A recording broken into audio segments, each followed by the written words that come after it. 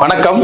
வழக்கறிஞர் தங்கவேல், காந்திவாதி சசி பெருமாள் மது ஒழிப்பு இயக்கத்தினுடைய தலைவர், நாமக்கல் மாவட்டம் குமாரபாளையத்தை சார்ந்தவன். கடந்த 2003 பூரண மதுவிலக்கு வேண்டும் என்பதற்காக பல்வேறு போராட்டங்கள், நிகழ்ச்சிகளை தமிழகம் எங்கும் தொடர்ந்து நாங்கள் நடத்தி வந்து கொண்டுள்ளோம். இதை ஒட்டுமொத்த தமிழகமே அறியும். 2003 5000 பேர் கொண்ட ஒரு மிகப்பெரிய மாநாடு முதன்முறையாக தருமபுரியில் நடந்தது. வருகின்ற 7/25 அன்று அதே தருமபுரியிலேயே பூரண மதுவிலக்கு ஏறி ஒரு நாள் அடையாள உண்ணாவிரத்தை துவக்குகின்றோம். நாங்கள் 2003 பல்வேறு போராட்டங்களை நடத்தினோம். அது அனைத்துமே காந்திய வழியில் சத்தியாகிரக போராட்டங்களாகவே மிக புகழ் பெற்றவை. மதுவிலக்கு வேண்டி சென்னையிலே 21 பேர் 8 நாட்கள் உண்ணாவிரதம் இருந்தோம். அப்பொழுது கலைஞர் கருணாநிதி முதலமைச்சராக இருந்தார். அவர் படிப்படியாக மதுவிலக்கு கொண்டு வருவது பற்றி தீவிரமாக ஆலோசனை செய்து நிறைவேற்றி தருகிறேன் என்று சமூக ஆர்வலர் பாலம் கல்யாண சுந்தரத்தின் மூலமாக ஒரு சமாதான பேச்சுவார்த்தை நடந்து 5 நாட்கள் உண்ணாவிரத்துக்கு பிறகு நாங்கள் அதை முடித்துக் கொண்டு வந்தோம். ஆனால் கருணாநிதி அவர்கள் தன்னுடைய வாக்குறுதியை நிறைவேற்றவில்லை. அதுபோலவே 2016 ஆண்டு தேர்தலுக்கு முன்பாக பல்வேறு போராட்டங்கள், உண்ணாவிரதங்கள் என்றெல்லாம் நடத்தி ஆர்கே நகரில் இடைத்தேர்தலிலே சமூக ஆர்வலர் டிராபிக் ராமசாமி அவர்களை மதுவிலக்கு வேட்பாளராக நிறுத்தி நாங்கள் தேர்தல் பிரச்சாரம் செய்தோம். அந்த அடிப்படையிலே திமுகவை சார்ந்த கனிமொழி அவர்கள் எங்களுக்கு ஆதரவு கொடுத்தார். அதற்கு பிறகு ஸ்டாலின் அவர்கள் ஆதரவு கொடுத்தார். பிறகு கலைஞர் கருணாநிதி அவர்கள் நாங்கள் தேர்தலில் வெற்றி பெற்றால் 2016 முதல் கையெழுத்தாக மதுவிலக்கை கொண்டு வருவோம் என்று வாக்குறுதி அளித்தார். ஒரு இன்ப அதிர்ச்சியாக அதிமுக தலைவர் அம்மா ஜெயலலிதா அம்மையார் அவர்களும் நீங்கள் என்ன கொண்டு வருது மதுவிலக்கை, நானே கொண்டு வருகிறேன், படிப்படியாக மதுவிலக்கை கொண்டு வருவேன் என்று தமிழக மக்களுக்கு, குறிப்பாக தாய்மார்களுக்கு வாக்குறுதி அளித்தார். அவர் வாக்குறுதியை நிச்சயமாக நிறைவேற்றுவார் என்று நாங்கள் உறுதியாக நம்பினோம். படிப்படியாக மதுவிலக்கு வருவதற்கு சற்று காலதாமதம் ஆகலாம் என்ற அடிப்படையிலே அதற்கு கால அவகாசம் கொடுத்த பொழுது அம்மையார் அவர்கள் உடல்நலம் சரியில்லாமல் எதிர்பாராத விதமாக இறந்து விட்டார். அதற்கு பின்னிட்டு வந்த எடப்பாடி பழனிசாமி அவர்கள் அந்த கோரிக்கையை பற்றி கண்டுகொள்ளவில்லை. அந்த அடிப்படையில் வரக்கூடிய 2026 தேர்தலிலே பூரண மதுவிலக்கை தேர்தல் நியமாக மாற்றுவதற்காக ஒரு விரதம் எடுத்து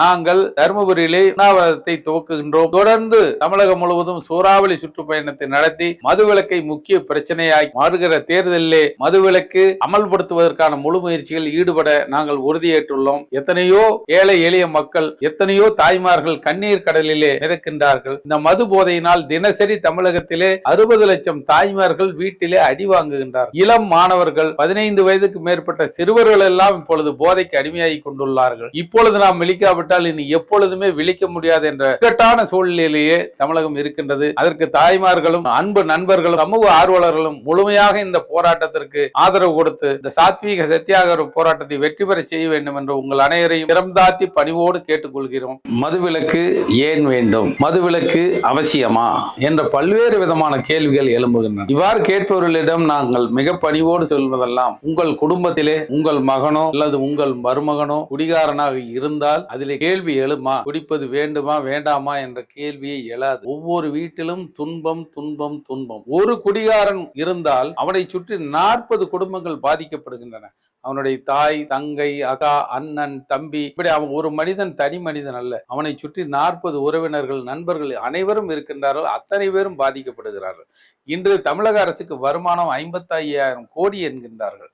ஆனால் ஒட்டுமொத்த தமிழர்கள் இலக்கும் வருமானம் 50 ரூபாய் டாக்ஸிக்கு 55,000 கோடினா 150 ரூபாய் விலைக்கு 1,50,000 லட்சம் கோடி தமிழக மக்களுடைய பாக்கெட்ல இருந்து இந்த அரசாங்கம் இலவசம் எதுவுமே கொடுக்க வேண்டியது. 1,50,000 லட்சம் கோடி மக்கள் கிட்ட மீதி ஆனாலே மக்கள் ரொம்ப சந்தோஷமாகவும் சௌக்கியமாகவும் சுபிச்சமாகவும் வாழ்வார். அதுபோலவே இந்த உள்ள தமிழக அரசு மருத்துவமனையில் ஒரு கணக்கெடுப்பு நடந்து கொண்டு அவன் குடிப்பழக்கம் உடையவரா என்று ஒவ்வொருவரையும் கேட்டு கணக்கெடுத்துக் கொண்டுள்ளார். ஆனால் அவற்றை வெளியிடாமல் அரசாங்கம் இன்று அரசு மருத்துவமனைகளில் 199 பேர் குடிகாரர்கள் தான் அங்கே ட்ரீட்மெண்ட் பெற்றுக் கொண்டுள்ளார். இவையெல்லாம் சமுதாய சிரமங்களாக, அரசுக்கு அதிக பளுவுள்ள செலவு பிடிக்கும் விஷயங்களாக உள்ளன. இந்த அரசாங்கம் மதுக்கடைகளை மூடினால் மட்டுமே போதும், தமிழ்நாடு மிக உயர்ந்த இடத்துக்கு உறுதியாக சென்றுவிடும். ஆகவே இந்த வருமானத்தை எல்லாம் பாராமல் கண்டிப்பாக மதுக்கடைகளை மூட வேண்டும். மதுக்கடைகளிலே ஒரு அரசாங்கம் விற்கக்கூடிய மதுக்கடைகளிலே 20 ரூபாய் பாட்டிலுக்கு அதிகமாக வாங்குது. என்ன நியாயம்? அரசாங்கமே இப்படி கொள்ளையடிக்கிறது. ஏழை எளிய பெயிண்டர்,